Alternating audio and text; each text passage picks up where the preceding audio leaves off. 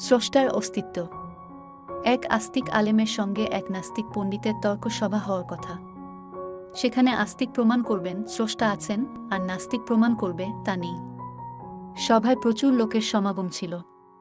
আস্তিক আলেম সভায় উপস্থিত হতে দেরি করছেন দেখে অনেকে ধারণা করে বসল যে তিনি হয়তো স্রষ্টার অস্তিত্ব প্রমাণ করতে পারবেন না। তার বাসা ছিল নদীর ওপারে।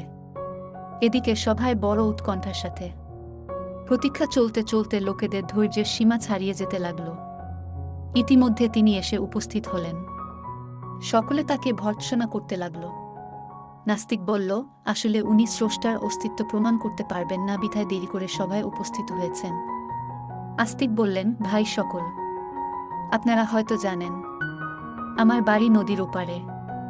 এ পারে আসার জন্য যথাসময়ে বাড়ি থেকে বের হয়েছিলাম, কিন্তু নদীর ঘাটে এসে দেখি কোনো নৌকাওয়ালা নেই। তাই অপেক্ষা করতে করতে দেরি হয়ে গেল। অবশেষে কোনো নৌকাওয়ালা পেলাম না। বহু অপেক্ষার পর দেখলাম ঘাটের কাছে একটি বড় গাছ আপনা আপনি পড়ে গেল। তারপর আপনা আপনি পাটা তৈরি হলো। আপনা আপনি পাটাগুলি আপোষে জোড়া লেগে নৌকা তৈরি হয়ে গেল। তারপর ধীরে ধীরে পানিতে নেমে গেল।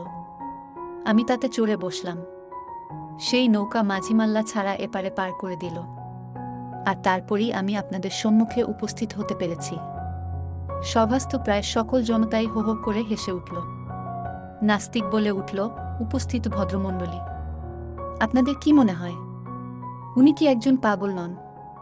কোনো নৌকা কি নিজে নিজে তৈরি হয়ে বিনা মাঝিমাল্লাতে নদী পার করে দিতে পারে? আসলে উনি স্রষ্টাতে বিশ্বাসী হয়ে পাগল হয়ে গেছেন।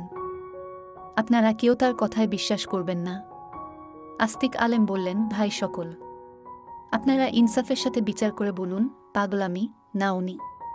আমি তো কেবল বলেছি নদীর ধারে একটি নৌকা আপনা আপনি তৈরি হয়ে নদীতে চলাচলের কথা।